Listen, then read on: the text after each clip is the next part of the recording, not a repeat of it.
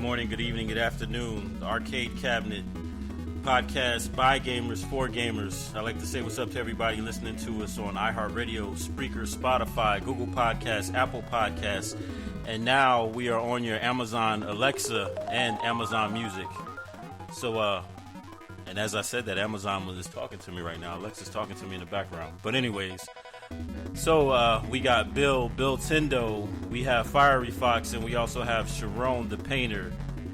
And we are the Arcade Cabinet crew. How you guys doing? Also, I want to point out, if you're not watching this on the Roku channel, you don't get to see Fieryfoxx in her sweet Iron Maiden shirt. Throwback to the 80s. But anyways, how you guys doing? What's up, dude? Good. Hey. It's been a good week, man. What can I say? Oh man, good for you. Just pray that I don't turn into Furyus and do a Dave Chappelle, Wayne Brady and choke somebody out. We don't need that right now in my life. I'm trying to think positively over here. So, Bill, what's the topic for today, my friend? So, the topic for today is actually a branch off of last week where we did like urban legends and, secrets about video games and video game mysteries. And Scharonne brought up something really cool, which was the Super Mario 1 turtle trick. And I thought we'd build on that and do one on in-game secrets. Stuff that wasn't advertised in video games, but stuff that we found, For me personally, a really big one, and I'm gonna date myself here a little bit, but Super Mario Brothers 3. My grandmother told me about the warp whistle when Your I was grandmother at school. told you about the warp whistle? Word? Shout out to grandma. Shout out, cheer to grandma. Grams. Man, my grandmother got me into Nintendo till the day she passed. She played original NES only, owned every single officially licensed cartridge, had every issue of Nintendo Power, and my grandmother loved Nintendo. Whoa. She had Nintendo Power. Did you have the Nintendo cereal, though? Oh, yeah. I used to. She had it all, man. I went to Mama's house. She was ready for me. We used to... speaking of in-game secrets and stuff, my grandmother and I would call each other because we lived like 45 minutes away, and she lived on like the other side of New Orleans, and we would like call each other about Dragon Warrior and Legend of Zelda and Super Mario 3. Hey, Momo, I found this. Hey, Billy, I found this, and this is where it's at, but when Mario 3 came out and there was like all the rumors at school. I'm sure you guys remember, not Jenny, because I don't think she was in school at the time. That's why I said I'm dating myself. But, when Mario 3 came out, everybody was talking about all this stuff that was in the game. And at first, the warp whistle was just a rumor, kind of just one of those things people talk about, but nobody could prove that it was real. And it turns out it was very real, and everybody started finding it very shortly after the game was released. And my grandmother had called me, and she's like, hey, this is how you get the warp whistle. You crouch down on this block in this world, and you can run behind the scene, the finished scene, and there's a treasure chest there, and you can get the warp whistle, and you can skip from, like, World 3 to World 6. And, like, that was one of my favorite in-game secrets, Wow. Wizard actually gave one of those secrets away. That movie? Yeah. Yes. Yeah. Man, that's great. That's cool. Your grandmother was on deck like that, man. That's cool. Because my grandparents weren't playing. And shout out to Fieryfoxx. She keeps us relevant, y'all. She keeps us relevant. So.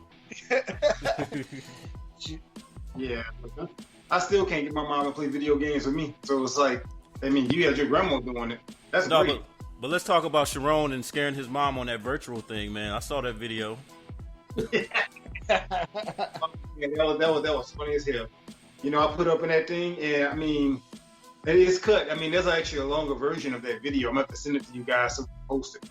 Because it's actually, that whole little ride is about 10, 15 minutes long. And I put that thing up because I couldn't put in anything too scary. But with that one, she felt like, she was sitting on the couch, but the way it's simulated, and when I first got the PSVR, it'll really mess with your, it'll make you feel like you're on a roller coaster. It'll give you motion at first. And she did it. And like she's like on the couch and she's like, wait, no, where am I going? She felt like she was actually going down into the shark tank. And it's crazy. I mean, you only see like half of it. But for her to be like, for her wearing the VR helmet, she can completely turn around and like the whole thing is an environment, but you only see it on the screen. And yeah, those actually cool. I like it. And in fact, there's a Star Wars Vader Immortal game that's out that I'm probably going to pick up maybe this week or next, along with another Star Wars Rogue Squadron game that's coming out on the 10th. Don't worry, I'm gonna post a video of it. I got a question. You guys remember that secret? I remember Double Dragon, where you go and you like punch. It's weird, like you punch nothing, but it was do you remember that? Yes, the Double Dragon was a hard game back in the day, because you had to, unlike the arcade where you already had all your moves, with Nintendo, you had to earn hearts, and each heart gave you a different route. That's right. That's what it was. What it was is like you make it to level 2, and you cross that fence. You had to knock you had to knock the bat out of the guy's hand. And you had to grab it. And you had to like walk all the way to the edge of the fence, something like that, and hit like the air or something. Yeah, and you just keep rounding off till you get all your hearts. And I mean, it made the game a lot easier, a lot early on. But yeah, I used to do it all the time. That's how I was able to finish the game. Well, that's how I finished it. After that, I just learned how to play it and fight. But Double Dragon 2 was actually the same way in a sense. If you select like the second player B mode and you just beat your character every time you kill your character, your second player character, you would gain his lives. So you would wind up with like 7 or 9 lives, and you were able to just like kind of walk through the game, sort of. I mean, you still had to fight the rest of the way through, but yeah, they had those cool little secrets like that, to kind of help you out.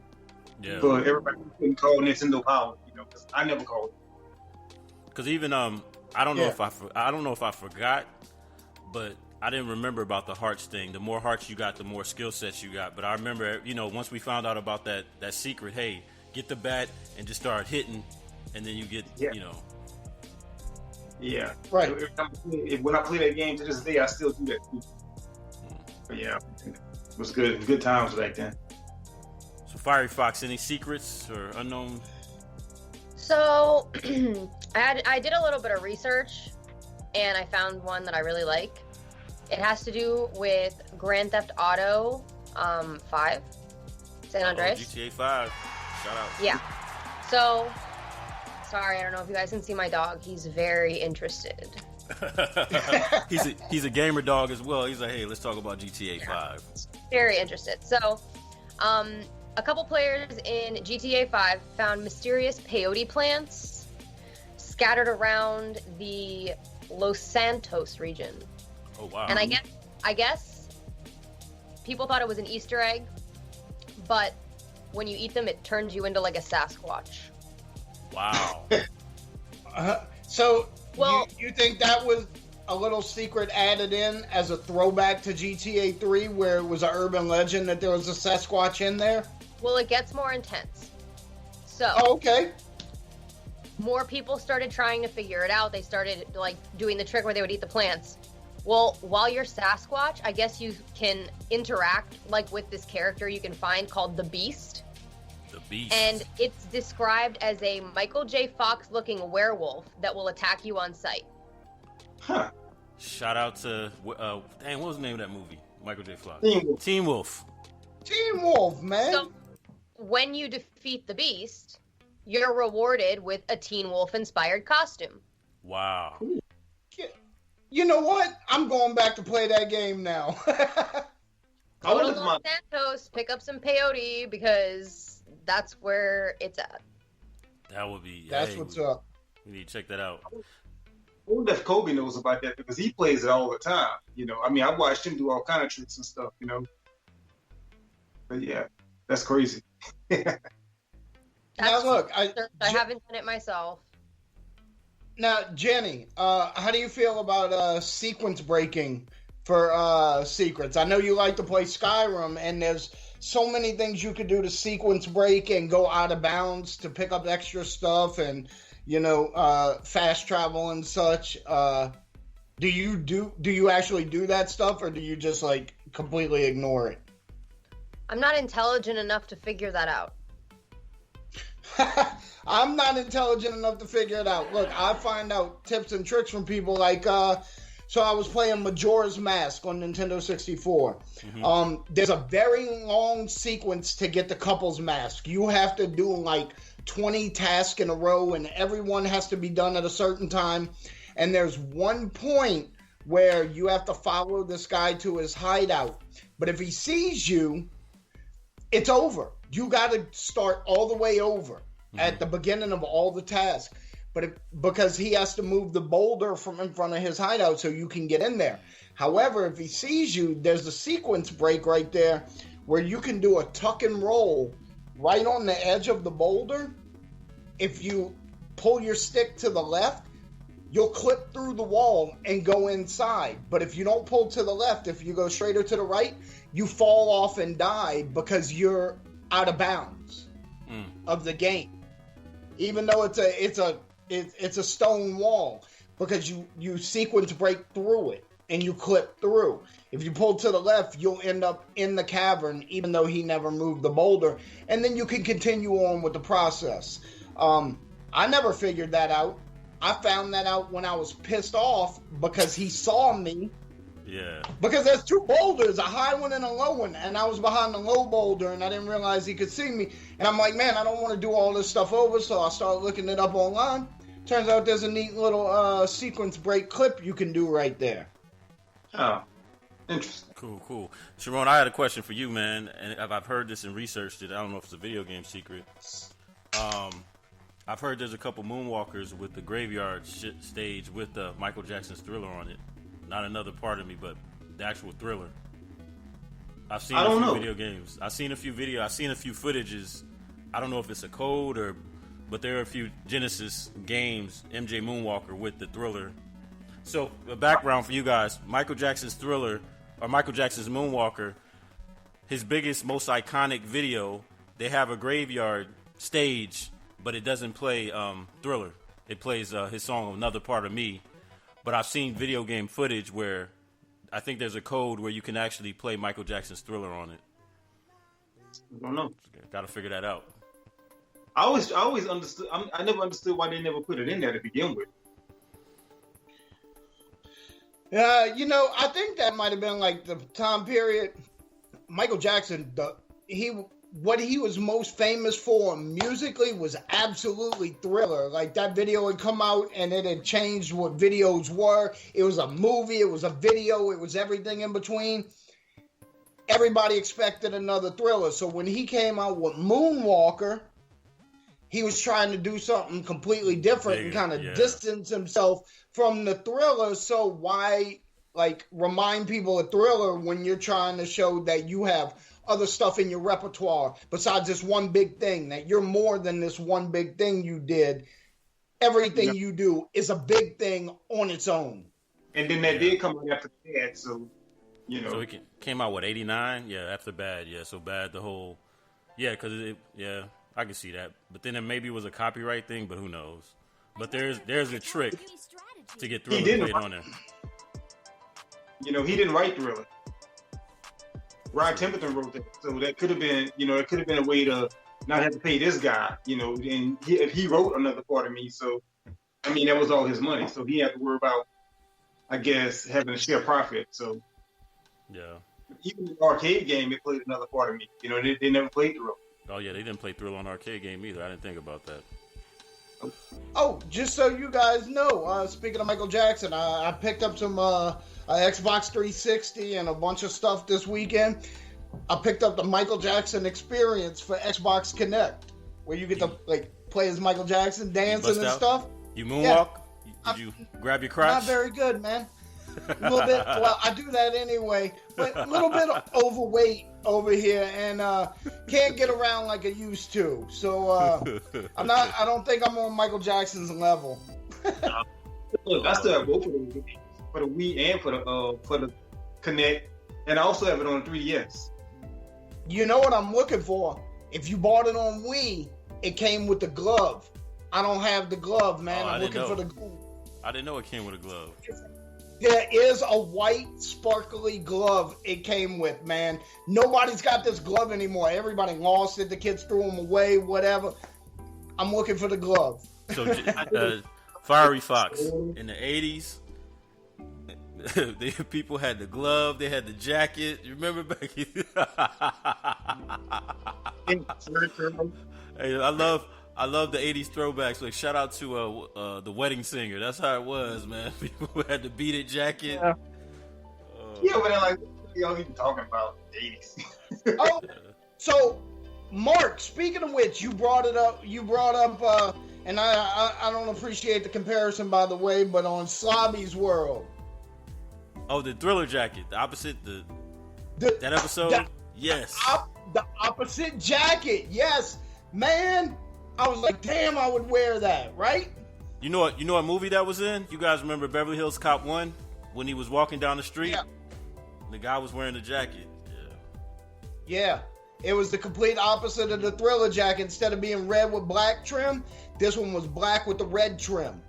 Yeah. Same maker and everything. It was just the opposite jacket. That thing was cool, man. One more Michael Jackson topic. You know what video game he did the music for? Sonic 3. Damn it, Scharonne. Sonic. I wanted to... Sonic. I knew it was one of the Sonics. Speaking of video game soundtracks, I don't know if you guys know this. This is probably not in your wheelhouse. Fieryfoxx might know this one. The game Quake for Nintendo 64. We all played it. It's a Doom-style FPS version. It was revealed not too long ago that they didn't do their own music, that the whole soundtrack was done by Nine Inch Nails. And Nine Inch Nails just released that album on vinyl for the first time ever last week.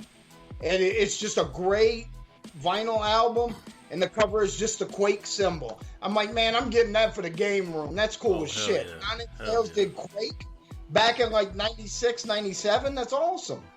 It's funny that you would mention that, Bill. Over in Gulfport, we have a gaming store, and they sell a lot of video game soundtracks that are actually on vinyl. Like they have the Sonic Mania, they had Castlevania. They may have that Quake CD. Vinyl. But yeah, they have a lot of them over there. Yeah, it's interesting, man. I think it's pretty cool. You know, I love Nine Inch Nails. I love that type of music, so that's right in my zone. A Nintendo 64 game with Nine Inch Nails music. Oh yeah. Oh man, that's cool. Any more secrets we got or hidden gems? I feel like Legend of Zelda has one, but I can't. There's got to be. Legend of Zelda has lots of them. There's actually a sequence break that you can do in Zelda, and I can't remember the exact details right now because it's been 15 years since I've done it, but there's a way to clip through a certain wall, and it'll take you all the way to the fight with Ganon. And you can skip 90% of the game by doing that. And it just runs all the way through. Also, there's another secret. There was a contest. Yeah, the secret room, Chris Houlihan room. Oh, wow. Look, I'm going to be quiet. Jenny, you going to tell us. I mean, that was what it was. Like, there was a contest that Nintendo did, and I guess, like, the winner got this secret room named after him. I think it was called, like, the Chris Houlihan room, and you could, like, glitch into it. It's like a little secret. Didn't they have, wasn't his name in there spelled out in coins or something? Yeah. In rupees? Yeah. I couldn't remember the name or anything. Yeah, that was a pretty cool thing, little secret. You know, the first Easter egg supposedly ever put in a video game was Adventure, I believe, for Atari 2600. One of the programmers. Oh yeah. I remember hearing about that. Yeah. In a secret room, one of the programmers, because back then, like, if you made a game for Atari, your name was not, they didn't do like a list of credits. Your name didn't appear anywhere, ever. they don't know who made most of these games, other than people saying, "Hey, I made that game." Didn't he do that because he was getting fired? Thing.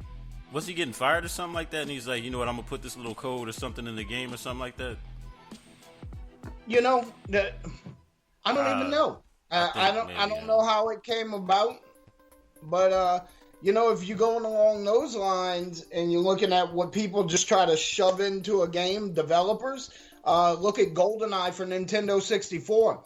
Management said absolutely no to 4-player co-op in GoldenEye. They told the programmers and developers they were not allowed to put it in. It was too complex. It wouldn't be playable, and they couldn't meet their deadlines. Well, the programmers stayed. They stayed late at night, they finished it, and they snuck it in the finished code right before it went off to be printed into cartridges. And it became the most famous co-op 4-player game of all time, honestly. Like, what other first-person co-op was there back then? None. And GoldenEye is still kind of the standard for that. And according to the publisher, it was never supposed to be in there. The developers did that. But it made the game, though. Absolutely. That game would have been, you know, just a passed over thing that nobody really talks about if it wasn't for that. You know, speaking of credits, what I always thought was cool was like once you finish the game, this is the first time I'd ever seen this. Once you finish the Contra video game, they did a credit roll like a movie. Yeah. Is that the first game to ever do that? That's a good question. I don't know what the first game to do credits like a movie is. I love finishing Legend of Zelda games because they're always like all these beautiful painted sceneries with the credits rolling over them. Mm-hmm. You get to see Hyrule and all this different style of artwork, and they're really cool. And then I get the little tear in the corner of my eye, and it says special thanks. It says special thanks to you, and I'm just like, oh, it thanks you. Oh, shout out to Legend of Zelda just being courteous and thanking everybody. You thanking me? No, I thank you, man. This is my day. I appreciate it. Oh man, that's crazy. But one thing I heard about Contra was they took sounds from the Predator, which makes sense. I mean, it's Predator-ish. Yeah. Hey, while we're talking about, you know, things in games, secrets in games, what about the Contra Code, the Konami code? Oh, up, down, down. How did that come about, man? Was that Nintendo Power? So it was created by Konami, and the reason it was created by them is the developers needed shortcuts to work on certain areas of the game. So they had all these little codes like that they would use that was in the programming to start them with 40 lives, to get them to level 3 as soon as they started, because they need to work on areas in level 3 and they need to play through it and test it out. So they had codes for all that, and Contra was not the first one to use the Konami code. It was just by far the most popular. So Konami had several codes like that. That would be cool if it was just one universal code. They use that code in almost every game they made back then. Honestly, that's actually the third game that I ever played on Nintendo Contra. First one was Mario. The second one was Duck Hunt. So do we have any more secrets on some new school games? I'm pretty sure there's something on Fortnite or something like maybe that we... Oh, man. Like now, the way they're making these games, I mean, I was watching Kobe, and he was playing GTA 5. I mean, he put a code in that was so complex that he had a helicopter that he would fly all over. I mean, it was crazy. I mean, I couldn't even put this code in. I think it was like something like X circle, like square, right trigger down. So it was weird. I was like, I didn't even try it. I was like, I just gave the code to him. I was like, yeah, I can't even do this. Because I know, wasn't Minecraft like code-centric? I know my daughter used to play Minecraft. In Minecraft, you could create Hogwarts and all types of... just develop a whole bunch of stuff in the background with Minecraft. Man, I made a whole city on Minecraft. Theme park and everything. The way I feel about new games and secrets is it's different now than it was then. Like, we found things, we discovered things, and we told each other, and you told your cousins, and they told other friends, and then they told their cousins, and that's how kind of things were found. Bill, but your grandma told you, and then you told your friends, and then you told your friends. That's right. That's right. So it went around by word of mouth, and it wasn't an immediately known thing for everybody. And I feel like secrets in games are kind of, now they're there for one person to discover them, because after that one person discovers it, it's on the internet and everybody immediately knows. I was playing a game on Switch called A Hat in Time. It's very reminiscent of like Super Mario Sunshine, or Banjo-Kazooie, something like that, a platformer kind of collectathon. And there's a level where there's a pool house that you can't go in, but you collect these little bubbles that really don't do anything. And they have 2 bubbles inside the pool house. But there is a way to kind of sequence break and get in and get them. And I feel like the developers did that on purpose, even though there's no point to it. I feel like sometimes now secrets have been so, like, we need secrets for our game to be successful, that they just kind of shoehorn some in sometimes. Yeah. What about remember the craze with Pokemon Go? I'm pretty sure there was some embedded. Yeah. That was fun though. That was fun to watch though. Actually, I was in Calgary, Canada. They were doing it, and then in my neighborhood, they had a couple people that would come to the corner of my house. I guess there was something there from Pokemon Go. But I feel like Pokemon Go probably had some hidden gems. It's funny you say hidden gems, because that's what you were looking for with gems, to fight people, to win the gem. Yeah. Hey, I won this gem. It's an old bridge that crosses the Hudson River in Poughkeepsie, New York. And they paved it, and it's way above the water. Ships can go under it, and it's called the Walkway across the Hudson. And this thing's like a mile long, and people walk across it and stuff.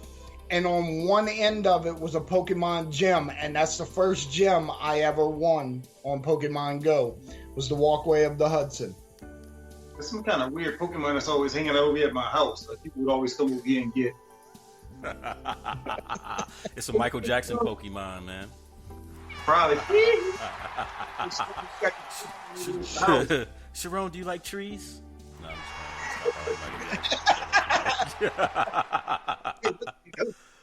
Oh, all right. Well, we got a 3-minute check. Anything anybody want to say? But yeah, so if you guys got the Spy and Alexa, just ask to listen to us on there. Might put it in another room in the house though. But yeah, no, you can check me out on Scharonne Art on Facebook. Right now I'm transitioning to the Your Perfect Studio.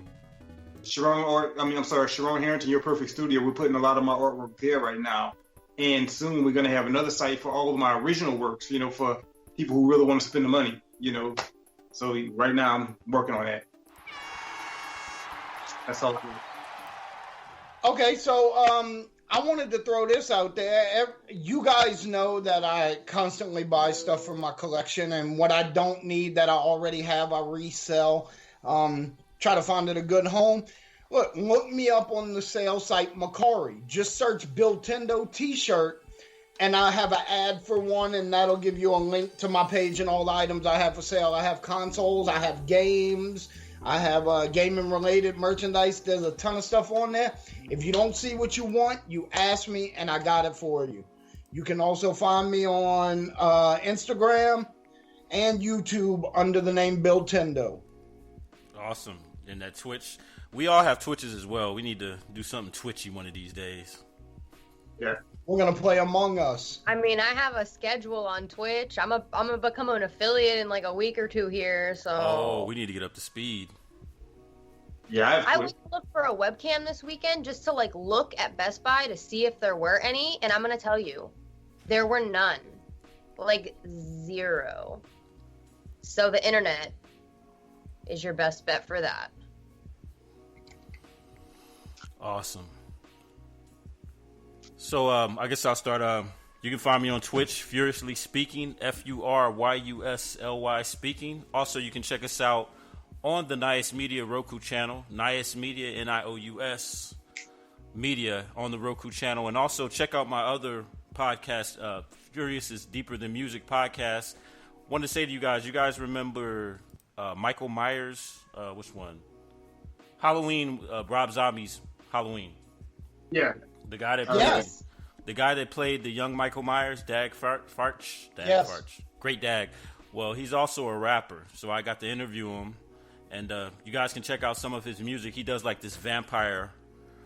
He has vampire rap style, and I'm trying to get him to do a song. What? Yeah, so he's a vampire rapper. I'll check it out. Check out that episode. I don't know what that means, but I'm interested. Didn't he get tossed in the air by Will Smith?